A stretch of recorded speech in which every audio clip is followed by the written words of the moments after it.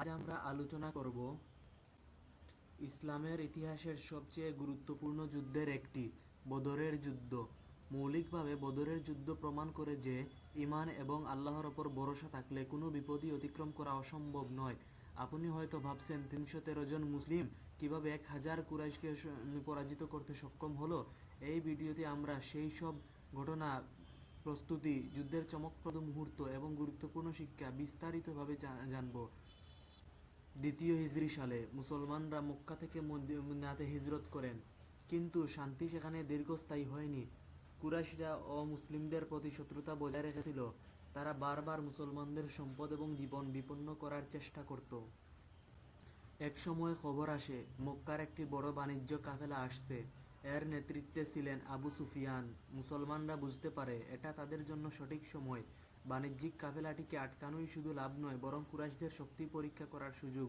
রাসূলুল্লাহ সাল্লাল্লাহু আলাইহি ওয়াসাল্লাম সাহাবীদের সঙ্গে পরিকল্পনা করেন, যুদ্ধের স্থান ও প্রস্তুতি ঠিক করেন। এখানে আমরা লক্ষ্য করি সাহাবীদের মধ্যে ঈমানের শক্তি ও ত্যাগের মনোভাব কেমন ছিল।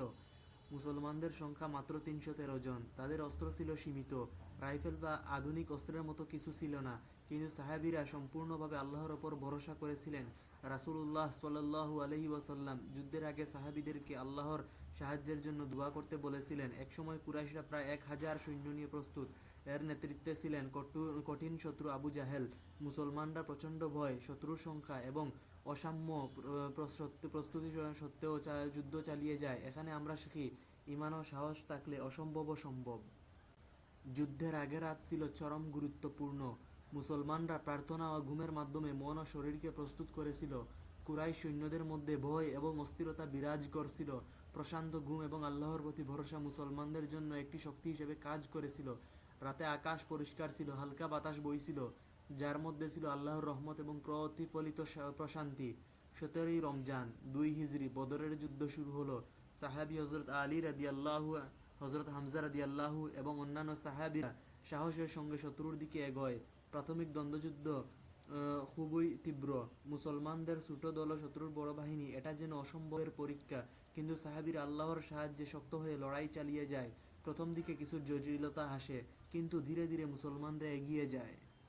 মুসলিমদের সাহস এবং প্রার্থনার কারণে আল্লাহ তার সাহায্য পাঠান। কুরআনে উল্লেখ আছে ফেরেশতা মুসলমানদের সাহায্য করার জন্য নেমেছিল। যুদ্ধের দৃশ্যগুলোতে দেখা যায় কিভাবে ছোট দলটি বড় দলের মোকাবিলা করতে সক্ষম হলো। এটি প্রমাণ করে সত্যিকারের বিজয় আল্লাহর সাহায্য ছাড়া সম্ভব নয়। অবশেষে অসম্ভবকে সম্ভব করে মুসলমানরা বিজয় লাভ করে। কুরাইশদের অনেক নেতা নিহত হয়, যার মধ্যে ছিল আবু জাহেল। মুসলিমদের মধ্যে কিছু আহত হলেও বিজয় তাদের ঈমানকে আরও দৃঢ় করে। এখানে আমরা শিখি সংখ্যার চেয়ে সাহস ও ঈমান বড়। বিজয় শুধু অস্ত্রের ওপর নয়, বরং আল্লাহর সাহায্য ও ধৈর্যের উপর নির্ভর করে। বদরের যুদ্ধ আমাদের জন্য বহু শিক্ষা দেয়। ১. ঈমানের শক্তি। ঈমান থাকলে যে কোনো বাধা অতিক্রম করা যায়। ধৈর্য ও ত্যাগ। অল্প সংখ্যায় হলেও সঠিক মনোভাব বিজয় আনতে পারে। আল্লাহর সাহায্য। যে কাজে আল্লাহর রাস্তায় হয় সে কখনো বৃথা যায় না। নেতৃত্বের গুরুত্ব। রাসূলুল্লাহ সাল্লাল্লাহু আলাইহি ওয়াসাল্লামের নেতৃত্বে সাহাবীরা সঠিকভাবে লড়াই চালাতে সক্ষম হয়েছিল। এটি কেবল একটি যুদ্ধ নয়, এটি ঈমানের পরীক্ষা ও শিক্ষা।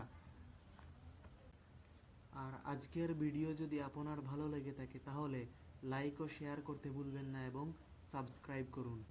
মনে রাখবেন, যেমন বদরের ময়দানে আল্লাহর সাহায্য এসেছিল, তেমনি আজও তিনি তার বান্দাদের সাহায্য করেন।